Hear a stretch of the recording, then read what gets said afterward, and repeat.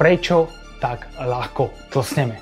Obstaranie jedla a pitia, ktoré splňa dve základné vlastnosti. Máme túto dopaminovú odozvu, sa topíme jak prasatá v hrante v jedle. Jedným z najznámejších systémov celosvetov je tzv. Systém NOVA. Tuční schudnú a chudí umrú. Zo štúdií sa ukazuje, že konzumácia ultraspracovaných potravín je spojená, napriamo povedané, aby sme ich zožrali čo najviac.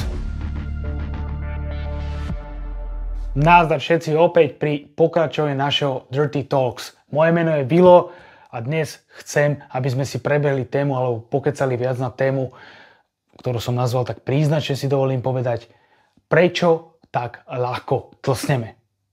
Samozrejme, prebehneme si to z pohľadu vysoko a ultraspracovaných potravín, ale ak sa bavíme už o tejto téme, prečo tak ľahko tlsneme a prečo teda máme obezitu tam, kde máme, respektíve prečo tak ľudia ľahko všeobecne priberajú, nemôžeme obviniť iba jednotlivú vec. To znamená, nemôžeme povedať, že iba tie ultra alebo vysoko spracované potraviny za to môžu. Pretože problém obezity alebo rozvoja obezity je multifaktoriálny. To znamená, pôsobí tu viacero faktorov. Samozrejme, je nespochybniteľné, že hlavnou príčinou je nadmerná konzumácia kalórií.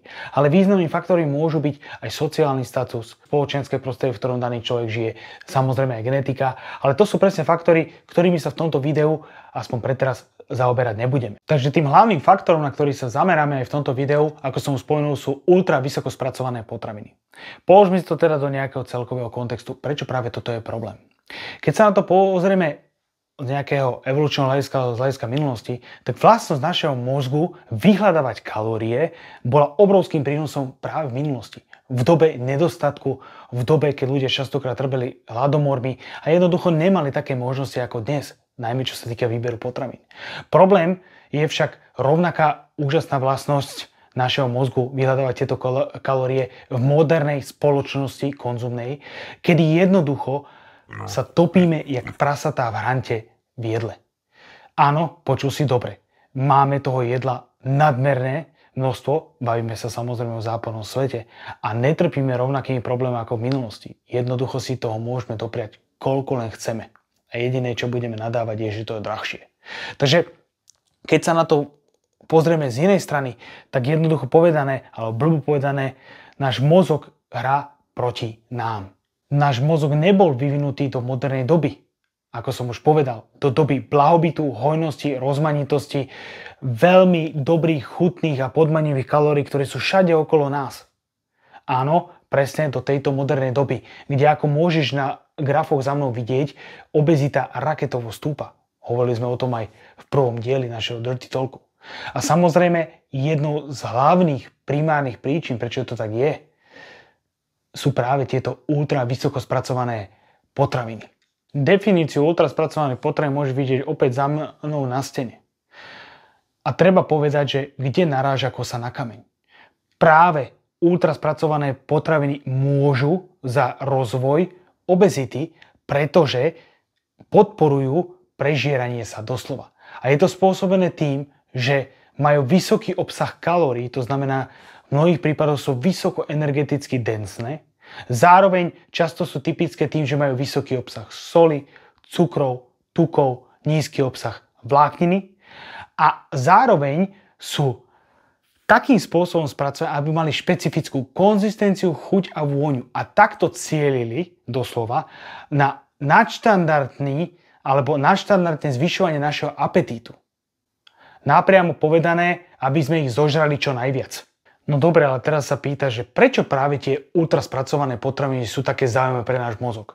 A jednou z takýchto odpovedí môže byť práve náš vnútorný reward systém alebo systém odmeňovania, ktorý v podstate je založený na tzv. Dopaminovej odozve.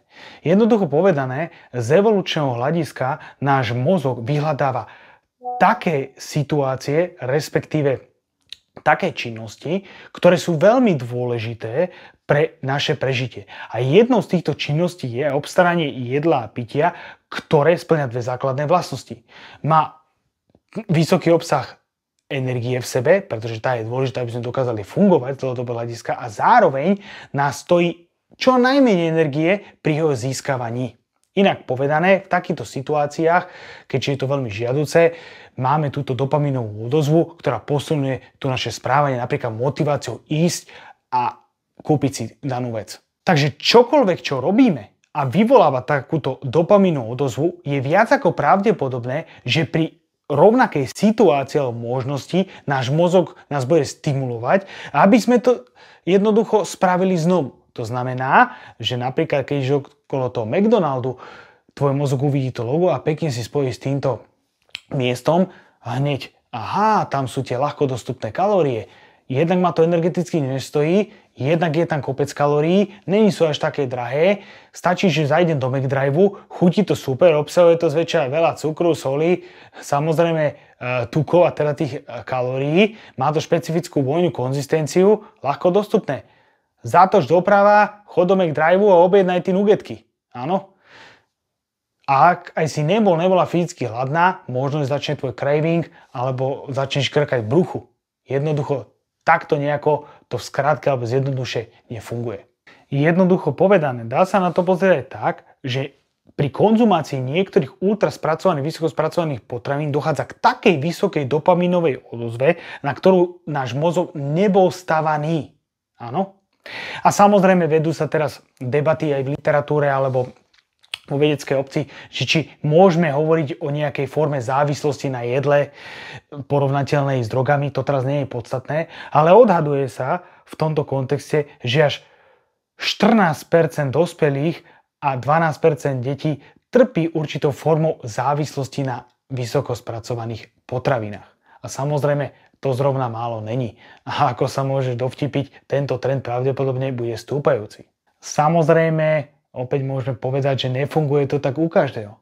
Existujú totiž jedinci, ktorí napriek tomu, že sú obklopení takto vysoko a ultra spracovanými potravinami, si dajú jednu vec a im to stačí.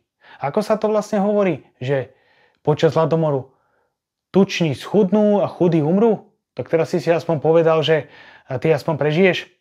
Samozrejme, významnú úlohu v tomto napríklad, z jedný z faktorov, kedy sa to deje, je stres. A zatiaľ, čo tu nájdeme veľkú väčšinu ľudí, ktorá počas toho, ako majú stres, vyrvú ten šuflík v robote so všetkými tými šmakmi, čo tam čaká, horálky, keksíky, čokoládky, čo tam nazbierali počas menín, narodení a poodkladali si a začnú to žrať radom, je skupina ľudí, ktorí počas stresu výrazného nezjedia, nevypijú absolútne nič. Hej. Opäť máme tu ľudí aj takých. Takže samozrejme nedá sa úplne že generalizovať.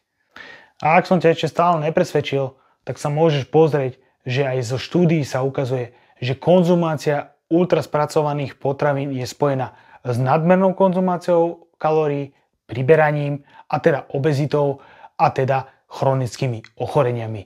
A presne o tomto alebo toto je hlavný problém našej modernej spoločnosti. Možno sa aj pýta, že a ktoré sú konkrétne tie ultraspracované potraviny, ktorým sa to mám vyvarovať? No ono záleží od toho, ako si to definujeme a akú kategorizácie použijeme. Jedným z najznámejších systémov celosvetov je tzv. Systém NOVA. Ako môžeš vidieť, tak rozdeľuje tieto potraviny do 4 kategórií. Pričom práve tá 4. kategória, áno, to je táto, tie šmakociny, zmrzliny, pice, hranolčeky, všetko, čo ti tak krásne chutí, je krásne kalorické a najviac podmanivé pre tú tvoju hlavu, práve táto kategória je najväčším problémom.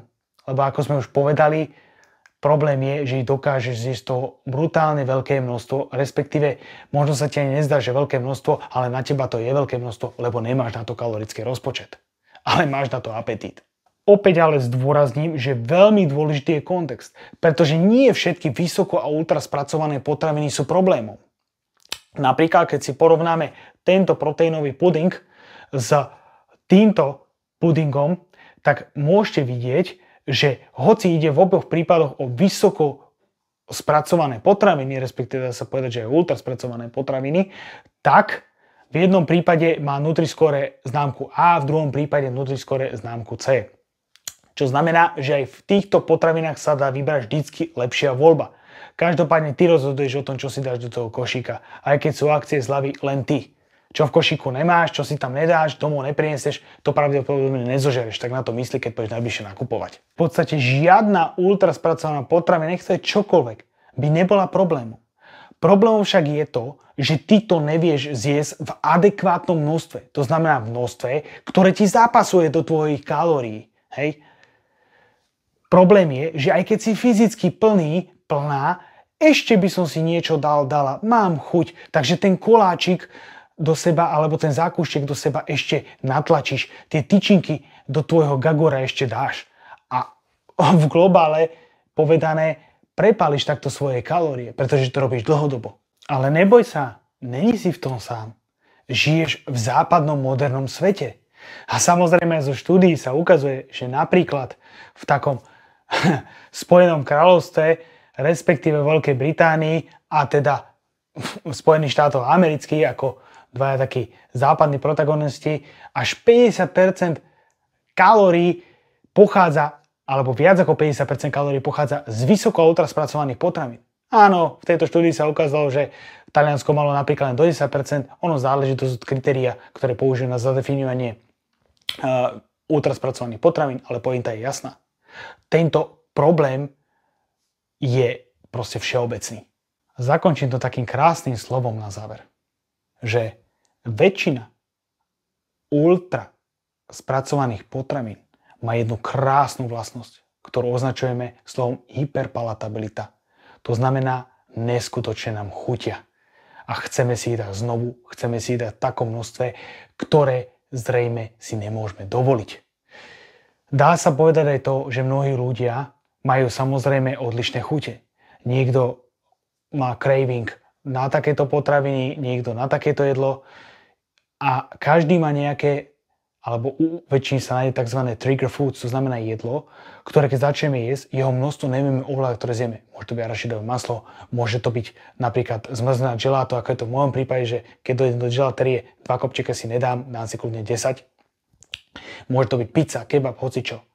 A v takomto prípade samozrejme je veľmi ťažké si kúpiť alebo dať len malé množstvo tohto jedla. Takže verím, že aj v tomto videu bola aspoň šťastie nadčrtnutá odpoveď, prečo tak ľahko tlsneme.